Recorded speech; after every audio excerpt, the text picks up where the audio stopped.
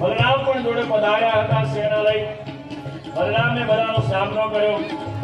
શિશુપાલને હરાવ્યો, જરાસંધને હરાવ્યા, એની સેનાને હરાવી બધાને પાછા મોકલી દીધા. પરંતુ રૂક્મી એકલો હાર ન માન્યો.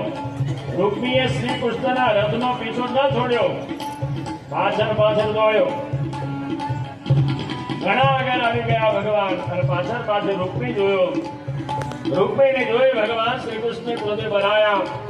જ્ઞાનમાંથી તલવાર કાઢી રૂક્મીને મારવા જાય ત્યાં તો રૂક્ષ્મણીએ ભગવાન શ્રી કૃષ્ણના પગ પકડી લીધા.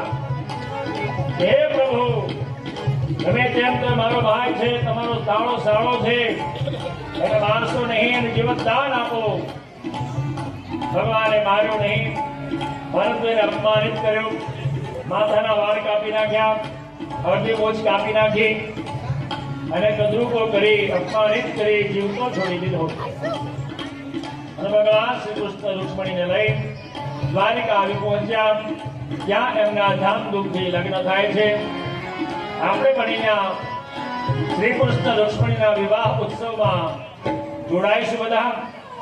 કૃષ્ણ કનૈયા લાલ કી, રૂક્ષ્મણી વલ્લભ ભગવાન કી જય.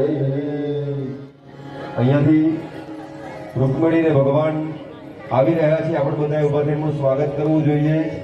જો ત્યાંથી ગેટ પરથી જ આવશે ત્યાં તમે જો અત્યારે જે કોઈ પાત્ર બન્યા હોય કોઈ છગન મગન છે નહીં, પણ સાક્ષાત ભગવાનના સ્વરૂપ માની અને એમનું અભિવાદન આપણે કરવાનું છે. અને એવું માનવાનું કે અત્યારે જાન આવી રહી છે.